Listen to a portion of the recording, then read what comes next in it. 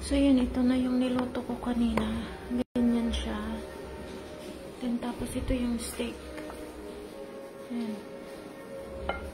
Nahiwa-hiwa na. Ayan. Manamis-namis yan. Red na.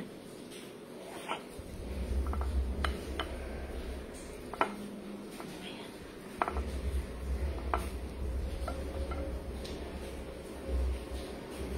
Tantara. Okay, ito. Oh. Diba? Ayan. Manamis-namis kaya yan. Binigyan na kita, bibi. Isa.